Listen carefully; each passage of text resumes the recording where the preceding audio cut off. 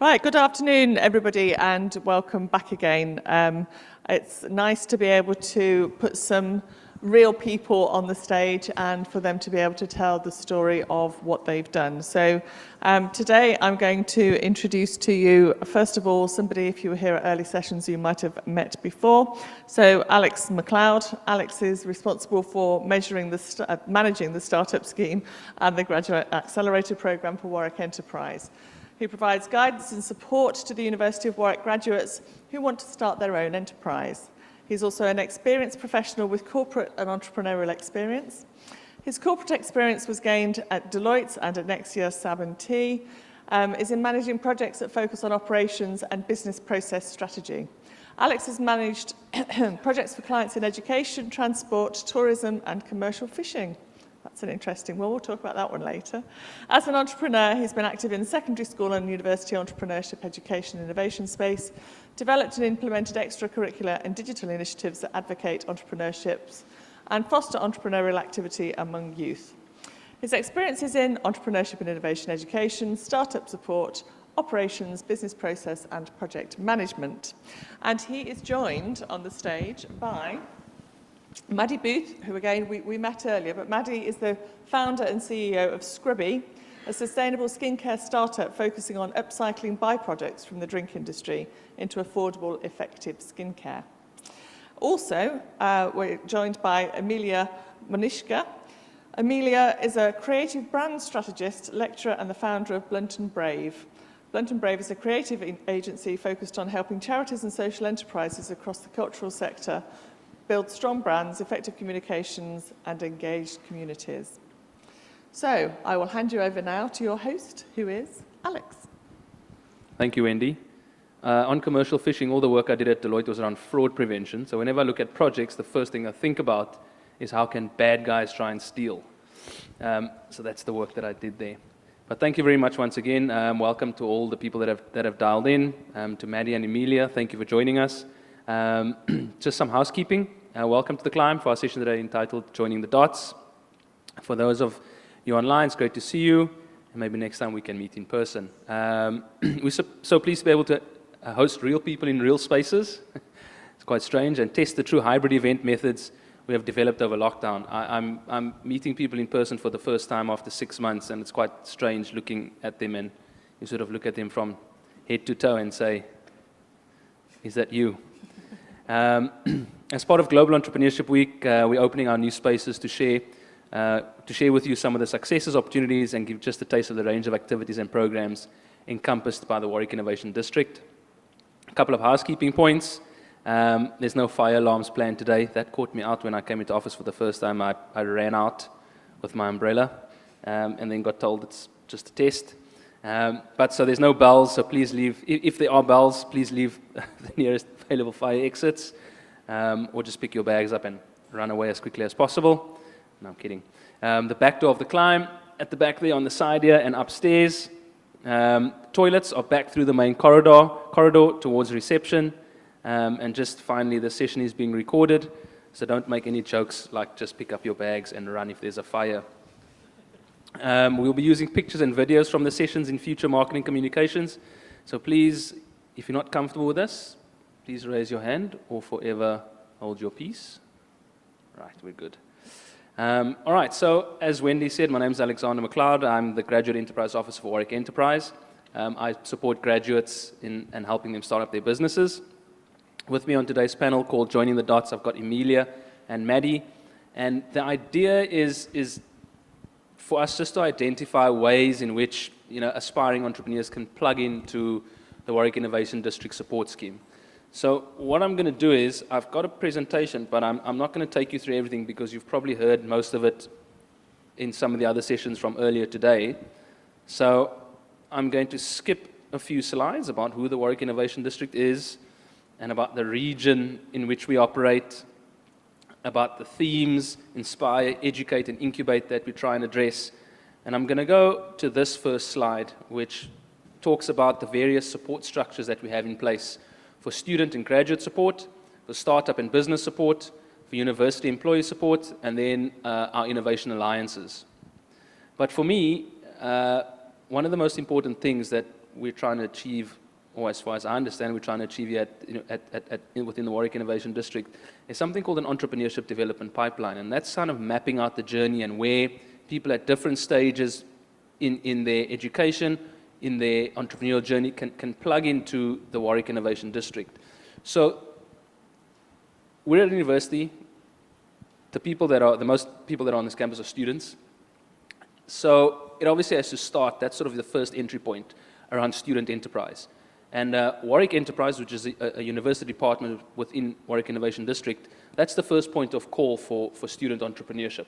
So if you're a student with an idea or with an existing business, which technically you may not necessarily be supposed to be running, but if you're in that position and you're looking for some support in terms of guidance, mentorship, coaching, or you require some funding to develop proof of concept or MVP, Warwick Enterprise is your first point of call.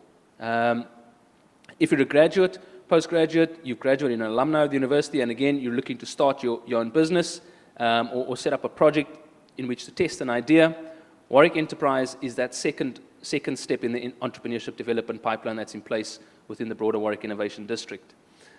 And then third in that sort of entrepreneurship development pipeline phase or stage is the support that we offer to startup or SMEs. And that support is delivered through three entities that exist within the Warwick Innovation District. It's delivered through the University of Warwick Science Park, which you were introduced to a little earlier, and Dirk Schaefer runs that. It's also delivered through Warwick Innovations, which I'll talk to in a bit. But through Warwick Enterprise, there's also a startup and SME support offering which we have in place, which we'll hear about a bit more about in a little bit. In terms of the student and graduate support that we offer through Warwick Enterprise, our purpose here is to add value to the higher education experience. And we try and do that by fostering entrepreneurial activity within our student and alumni communities. How do we do that? Well, we run several programs for student and graduate entrepreneurs. Maddie will speak to some of these because she's experienced that. So we've got initiatives in place like the Student Enterprise Fund, where students who have an idea that they'd like to test can apply and receive funding. I think it's up to about £500 to test the idea. We have other initiatives in place called the Lord Roots Fund. You were introduced to Ingenuity earlier by Rachel Davis, who's the director of Warwick Enterprise. And then for graduates, we've got the Startup Scheme and the Graduate Accelerator program. I don't want to spend too much time in going into the detail about all of those programs. I'd like to rather hear the benefits of those programs from the two young entrepreneurs sitting next to me over here. But in a nutshell, we are here to support aspiring and active student and graduate entrepreneurs as they embark on their entrepreneurial journey. The additional value that we add through Warwick Enterprise, as I mentioned, we also work with startups or SMEs, and that's predominantly in the creative industry. So Creative Futures, which is based at number 1 Mill Street, which is the epicenter of Silicon Spa, as I like to think of it, is the go-to point for startups or SMEs in the creative space. And Emilia sitting next to me over here is going to tell you a lot more about how fantastic that initiative is. I like to think that we own Mill Street. And Claire Green, my colleague, you know, she's absolutely fantastic. So our enterprise development support, you know, as I mentioned, it extends beyond student and graduate enterprise. In terms of other startup support, startup and business support, it's delivered through Warwick Science Park. And as you can see, again, through different incubators and accelerators, in health and well-being, in deep tech, again, all of which was referred to earlier by some of the panelists that were in the first session this morning. We've got access to finance, which is delivered through Minerva and Angel Network. So Angel Finance is available through that. And again, just through Warwick Science Park, support services like TechMark, where additional professional market development services are available. And again, it's not just businesses that have spun out of the University of Warwick, but these support services are accessible to businesses from, you know, the region, the Midlands region, as it were. Specifically for university employee innovation, we've got a unit called Warwick Innovations, which supports university researchers in producing economic and societal impact. Absolutely fantastic. I've had conversations with Brendan Spillane from Warwick Innovations, and the support that's available there really is amazing. I mean, the amount of funding that I've heard that gets driven through that program at times makes me want to become an early career researcher and just leave Warwick Enterprise and join Warwick Innovations. They offer several support services, knowledge exchange, commercialization services, and technology transfer.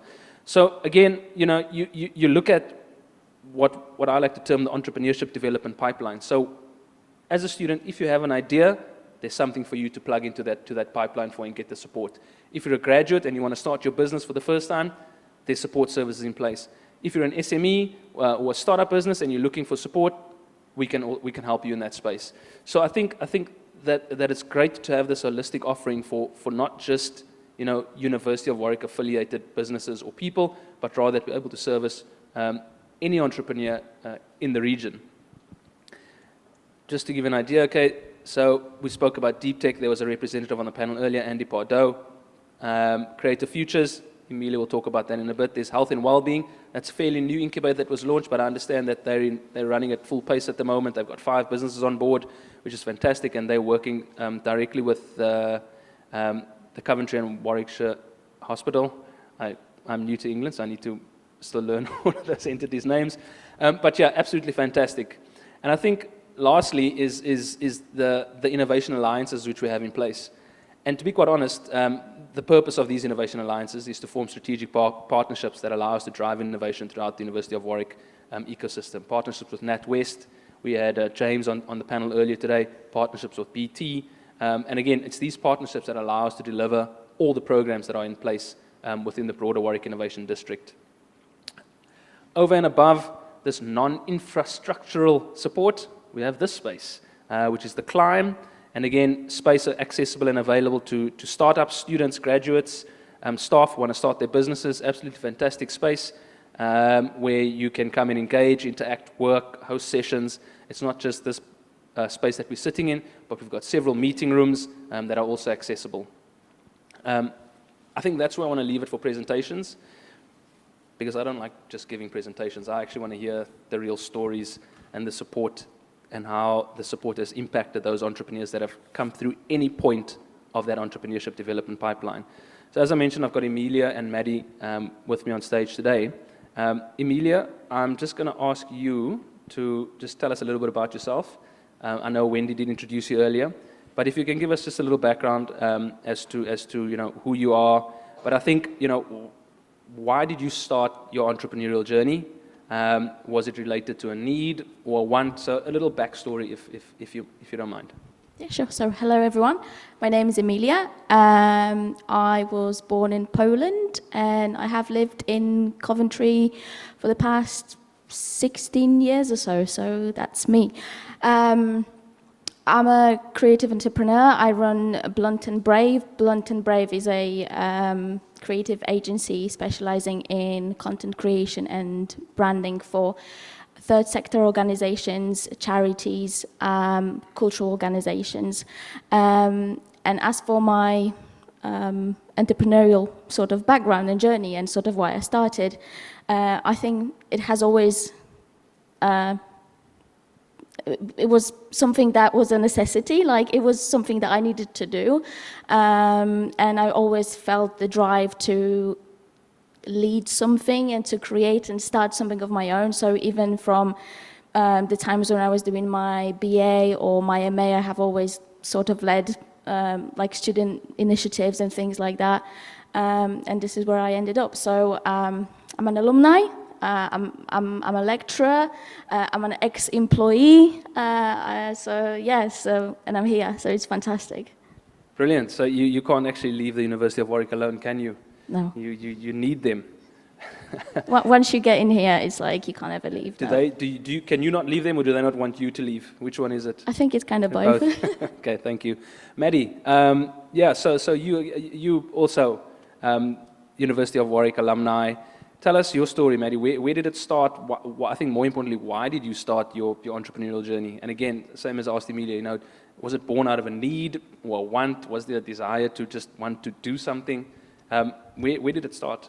Yeah, definitely. So apologies for the faces that I recognize in the crowd. You've probably heard this before. But yeah, I'm Maddie. I am the CEO of Scrubby. We are basically a sustainable skincare startup, and what we particularly focus on is taking byproducts from the drink industry and upcycling those. So in a nutshell, what we try and achieve is a more circular cosmetic industry. So I started Scrubby when I was in my final year of university, so just over a year now, about 18 months we've been going. And entrepreneurship for me has been like a massive part of my journey throughout university. So I founded a social enterprise whilst I was here at Warwick called Warwick Cup, and that gave me the first insight into running a business, applying for funding, being the founder, managing a team, etc. And that really taught me that that's where I want to be, and you can glorify entrepreneurship in a way to be your own boss, and to run something that is your own passion and working towards a goal that you've been committed to for a long time.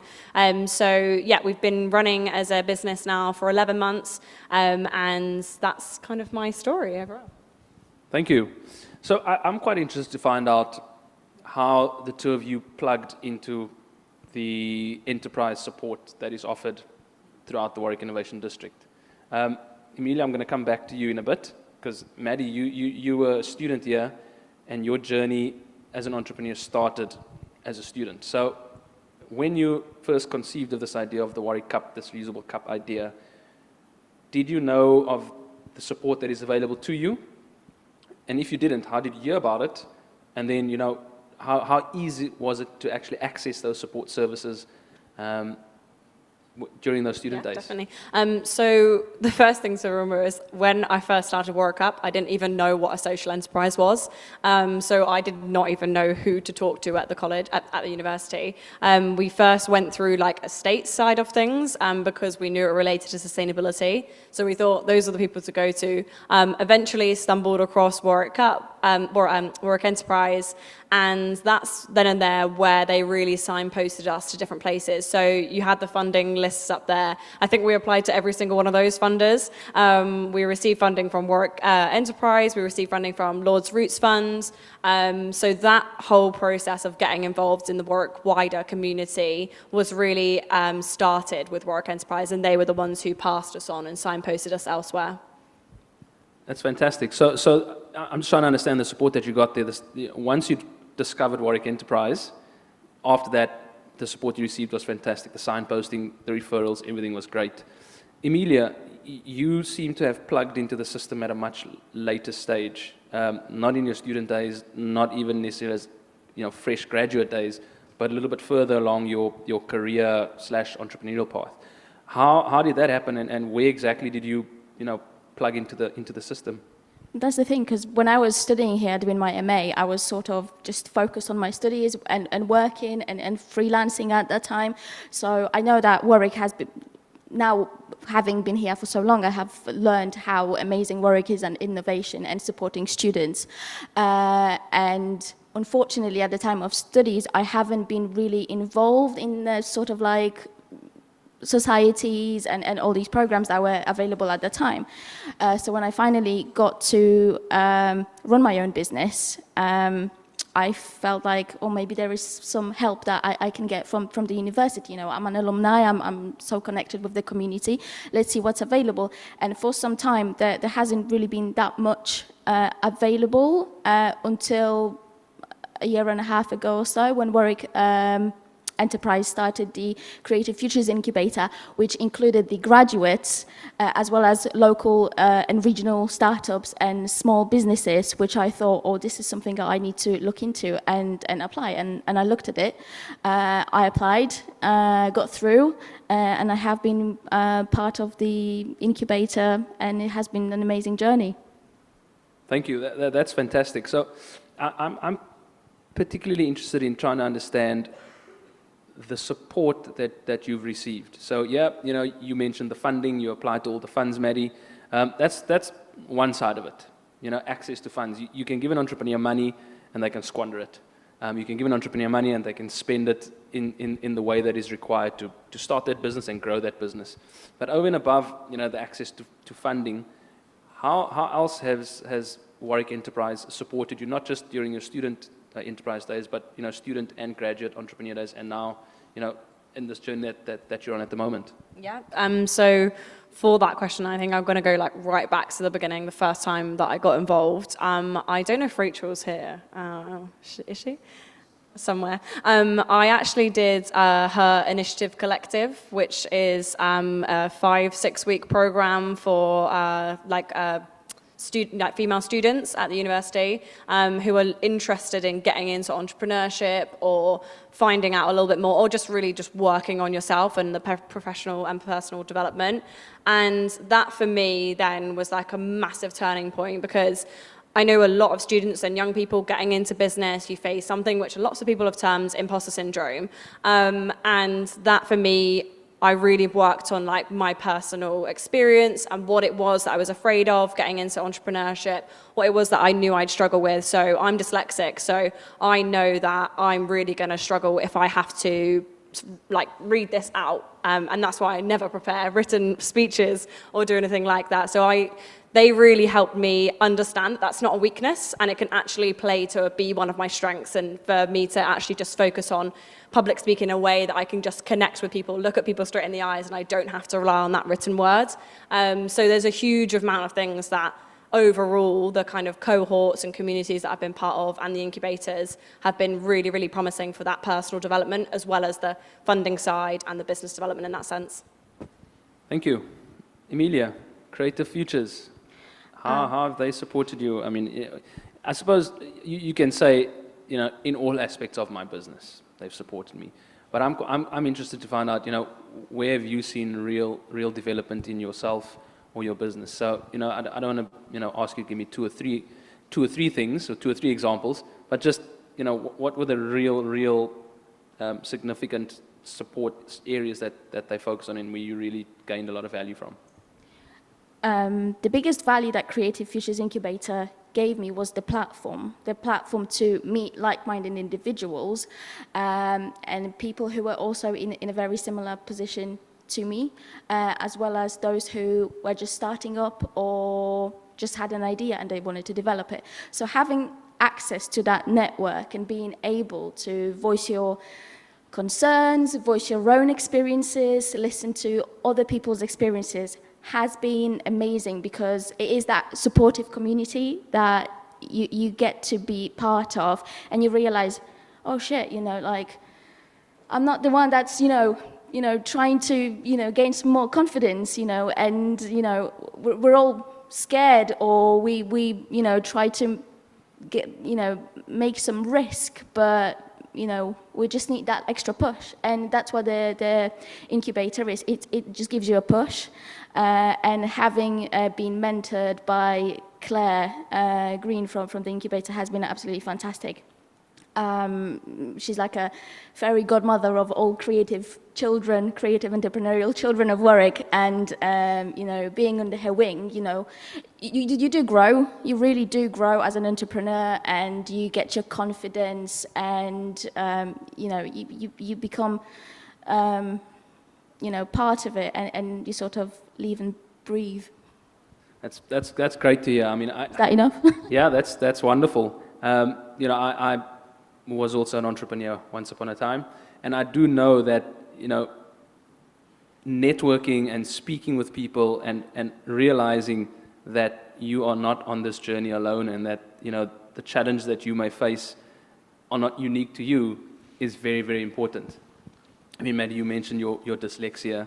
The MD of I don't know what Alex's title is, of Minerva, at the bottom of his email signature, he says that he's dyslexic, but yet he holds this top position managing these angels. So it's not something that should be holding you back. You embrace it. That's just who you are as a person, and you start to understand how you can use your challenges to your advantage, which is absolutely fantastic.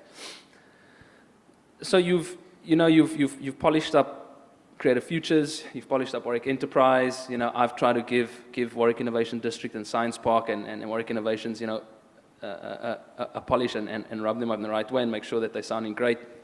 But I'd like to know that, what can we do differently? And I ask that question because you both made reference to it in your answers unknowingly.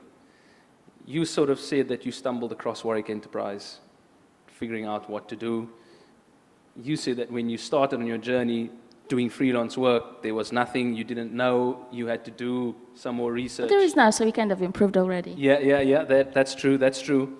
But I'm trying to find out, what can we do differently as Warwick Innovation District to enhance our presence, to position ourselves in the minds of the entire student body, you don't just have to want to start a business, to participate in initiatives run throughout Warwick Innovation District. You participate in Her Innovation Challenge, which is not necessarily just for people who are aspiring entrepreneurs. There's things for all students that are part of what we offer through Warwick Innovation District. But you both made reference to the fact that you had to go and dig for it. Not very much, but you still had to go and try and find out. How can we do things differently so that, Warwick Innovation District and its entities of support, which do fantastic jobs, as you've both attested to, how can we do things differently to ensure that we're known throughout the university? And no generic answers, please. So no team up with WBS and team up. I want to know from the two of you, how could we do things differently so that, if a student or an employee or whoever it may be thinks, I have an idea, Warwick Innovation District is where I need to go. How can we do things differently there? Yeah, on a first point on that, I'd say don't worry too much because entrepreneurs will hunt you down. So I think if you have got an entrepreneurial spirit, you will be searching constantly for opportunities. And obviously, we both did doesn't matter what stage, it can be when you've left university, when you're at university, or maybe it's 20 years down the line and you want to tap into the alumni committee. So that side of things, I wouldn't worry too much because they'll eventually find you, but making it easier is definitely really important. And the first thing that I'd go to is I just looked at your sign there that says inspire as the first thing. I think that's the biggest thing for me because when I've heard people speak on certain topics that I've found really interesting, that for me has then just sparked an interest to either talk to them, to communicate with other groups that they're part of, to join a collaboration or anything like that. And I think that's probably the biggest part for students because we're sat in lecture halls, we're sat in seminars where maybe sometimes it's not as inspiring as it can be. And I think when those guest speakers come in that speak to a different side of you, they speak to that side of your brain, that's the creative side, that's the entrepreneurial side, the side that can get inspired. That's the point where they'll actually make the action and will take it forward. So I think just bringing in people that will really resonate with our student audience is the best way to go about it. Thanks, Maddie. Amelia? I think Maddie has pretty much said everything and nailed it. But yeah, inspiration and sort of having that network is very, very important. Thinking, from sort of like a graduate alumni perspective, I think bringing more industry experts and maybe branching out a little bit to the cities as well. Obviously, I know that obviously there's one Mill Street and it's huge, but just maybe having a little bit more clusters, so looking maybe doing something in Coventry and exploring the area in that way, because there's a lot of students that live in both Coventry and Leamington. So I think just having that sort of expansion, even if it's just like pop-ups and things like that. And more industry professionals and you're pretty much doing it also. Yeah, thanks. Interesting point that you make there around sort of the ad hoc presence outside of the immediate environment of the University of Warwick.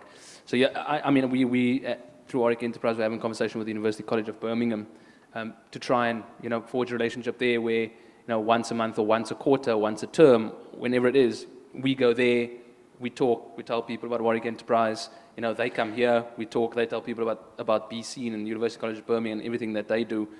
So interesting point. It's something that I spoke about and we addressed in some sessions that I was part of in South Africa too, is having these sort of ad hoc,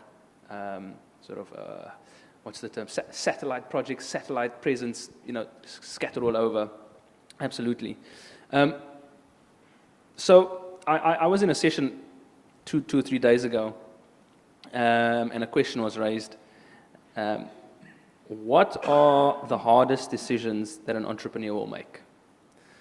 My response was that it's more important to understand the opportunity cost of a decision rather than, what the actual decision is. The bigger the opportunity cost, the harder the decision will be, irrespective of which area of business that decision is related to. Hiring fantastic talent that decision is equally as important as dismissing an employee who is, detrimental to the business. Your thoughts on how entrepreneurs, from your experience, your thoughts on how you as an entrepreneur make a decision? How do you, what is your approach? Is it gut instinct? Is it calculated? Again, as an ex-entrepreneur myself, I know what my answer to that is, but I'm quite interested to find out how you approach various decisions in your business. Do you want me to go? So sometimes it definitely is a gut instinct. Sometimes it's a really quick, rash decision that I then regret later. The biggest thing is just learning from those decisions that you make. I've definitely made a lot of mistakes in running Scrubby, and there are things that if I look back on it now that are actually just quite embarrassing that I did, and the way I handle things. And I think that's probably the biggest thing for me to resonate and actually realize that we're not all going to do it right at all times. I mean, like to give you an example, I took on interns when I first started, and I had to make a really cutthroat decision to let one of them go because it just wasn't fitting right with the business, and she was a really close friend as well. So it was a really tough decision, but I mean, at the time I was on the NatWest Accelerator, and they helped me with that process and actually helped me to understand that sometimes you do just have to make decisions that you don't want to make. And I think that's the worst thing of being the founder of a business. It's always you that it's going to come back to. You haven't got anyone else that you can blame it on. And that's probably a side to entrepreneurship that I didn't really resonate much with before, because I probably hadn't made decisions that would genuinely upset me as a person and also may harm the business, may harm whoever partners we're working with, etc. So that side of it is definitely a huge part to bring up. So I'm glad you spoke about like the kind of decisions and how we make those. But it just really varies. And I mean, probably from someone who's not a huge risk taker. And I think that is a general observation of a lot of women in entrepreneurship as well. We tend to make more calculated decisions rather than making kind of quick cutthroat decisions. So there's definitely something that we can both learn from working together on that respect. Thanks, Maddie. Emilia? Well, recently I have made one of those big decisions myself, so this is very close to my heart. When I started Blunt and Brave in 2019, the end of 2018, I was still having my part-time job at the university here, just to make sure that I have something to fall back on and just to keep me going whilst developing and growing Blunt and Brave. And it got to the point where I have finally been able to let go of my part-time job and focus on the agency as a full-time director, essentially. And it was a calculated decision, but like you said, it was thinking about, what would happen if I don't take that risk, and if I wasn't able, if I didn't take that risk, I wouldn't be able to be where I am now, and I wouldn't be able to grow it to the point where I wanted to grow it. So I think I do feel like a lot, like what Maddie said, like women tend to make more rational decisions in a way. I think that is true, but I also feel like we are being fed this sort of, oh, you're an entrepreneur, you need to sort of, get rid of your part-time job, get rid of your stability net, you can do it, but sometimes you don't, sometimes you fail and you learn and you get up and so on, but it's like, it doesn't have to be so quick and rapid. Like, you can take your time, you can take your time to test and develop your products, your businesses, and I think that's part of being entrepreneur. You have to, it takes time. It doesn't happen overnight, because people talk about successes, but they don't talk about failures. And I think that's one of the things we really need to embrace when talking about entrepreneurship. It's the failure, because, someone will say no to you 10 times, but only one person will say yes. So yeah, it's having understanding of what will happen if I take this risk, and can I deal with the consequences or the results? Yeah. Thank you. I've heard the saying, it takes me 20 years to become an overnight success. So yeah, absolutely true. And I think what was referred to in the panel this morning, the 9:30 panel, is each of the support initiatives in the Warwick Innovation District try to develop that part of the entrepreneur. You know, the ability to make the right decisions in challenging times, which is ultimately, you know, probably one of the most important things that you can do in terms of the support that we offer. And again, that support is offered through all stages, through all entities that Warwick Innovation District has in place for entrepreneurs. I'm going to stop with my questions because I like talking and I can get carried away. So I'm going to just hand over to see if there are any questions out there. If not, I'm more than happy to ask more questions or hand over to the audience for any questions.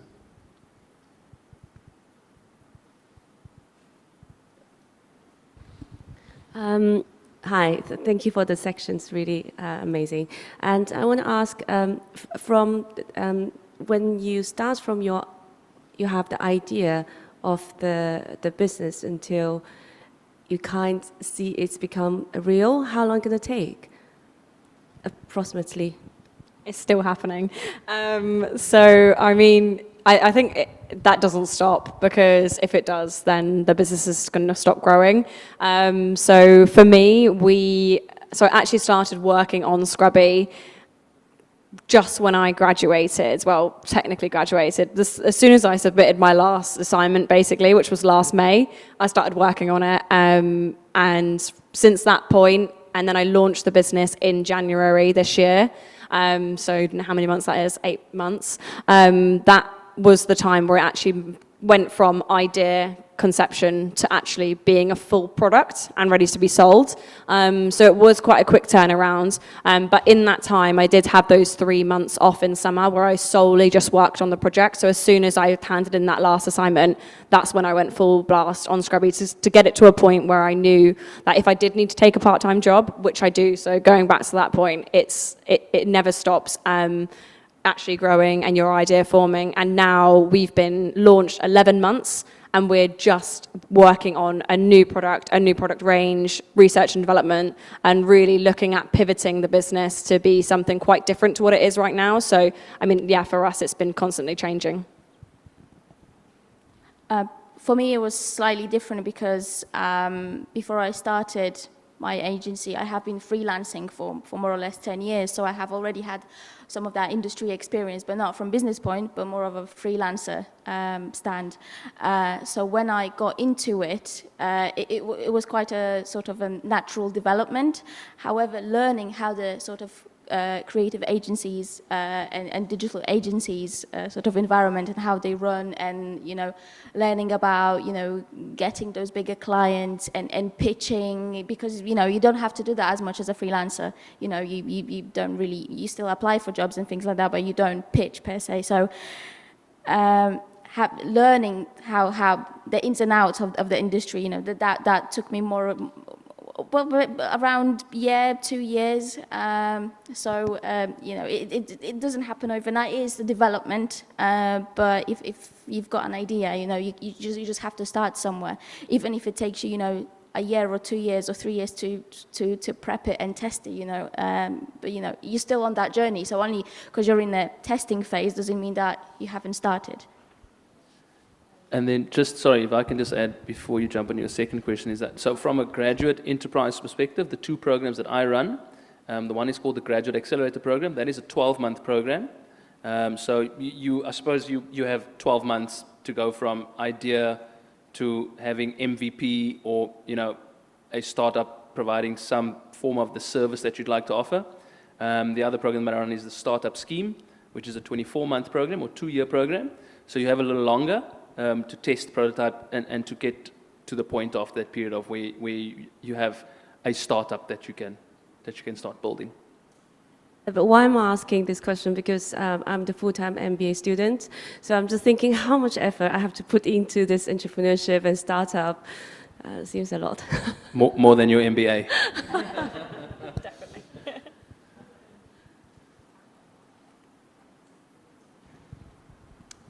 Hello.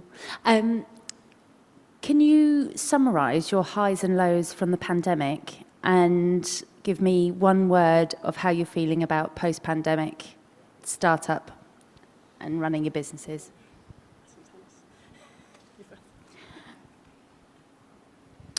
Working during pandemic has been really, really refreshing because that's when was our highest sort of growth peak.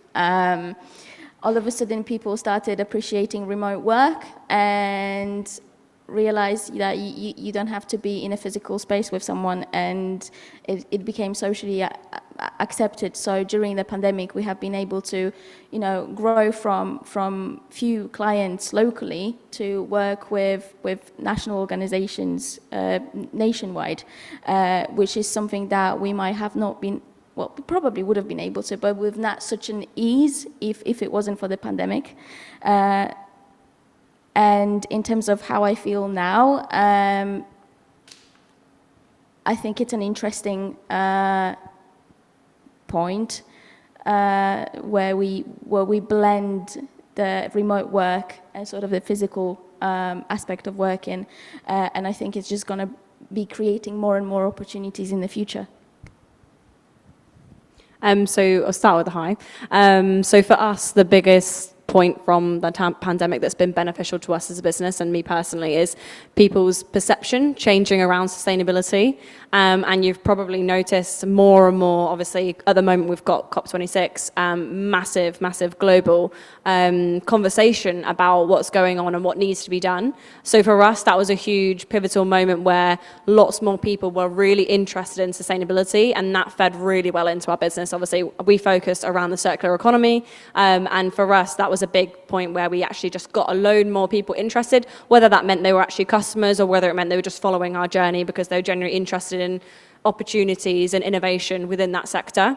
Lows, I definitely say something that people probably don't talk about around remote working, about how lonely it can be. I think as a startup founder, all of my team were completely online and working on something. And I think I definitely found this over kind of the months towards the winter months last year, that kind of, once we were all back in lockdown again after a sort of nice summer, that was a big aspect because I really had to find ways to motivate myself to actually get up and work on the project, work on the idea, and get it to a point where we actually did launch in January. And I'm a person that I like to be around people all the time. So that was a really big turning point for me in actually learning of how to be alone with myself and work on my own. Thank you. One last question before we close. Emilia, 2 bits of advice for aspiring entrepreneurs out there, those considering starting their own business? Just 2. 2 words. 2 bits of advice. Oh, 2 bits of I think you should just go for it. Even if you fail, you will fail. You will fail. So you have to just sort of accept it and learn from it. I think that. And also the other thing is, don't compare yourself to people who have 20, 30 or 50 years of experience. Like you're here and they're there. Like you can't physically and just can't do it. Like you're only starting, so just do it at your own sort of pace and just learn from your experiences. Yeah, great. Just do it and don't compare yourself to others that have been in the game for long. Maddie? I'm going to hop on the back of your one. My biggest one that I'd say I've learned most from is care more about your progression and your development as an individual and your business more than you do about your ego. Because I remember when I first started, I was absolutely terrified to tell people I was going to start a business and refused to put it on any social media or anything like that because I was absolutely terrified of what people may think and the comments that I may get. But I then just realized that I cared more about what I was actually going to do than what others thought. So on that point, the second one I'd say is make as many connections as you can. Like just jump on any opportunity that comes, because when I got involved with the NatWest, when I got involved with the Prince's Trust, the Lord's Roots Fund, now Warwick, like every single one of them has added so much to my journey that, I would do them all again in a heartbeat. So just take anything that they come at you, any opportunities out there, and just really focus on progression in that sense. Thank you very much. Well, that was Amazing. Thank you very much. It's great to hear the stories of people who have actually lived and worked through it and still smiling and coming out the other side of it. So that's really, really helpful. So thank you very much, Alex, Amelia and Maddie.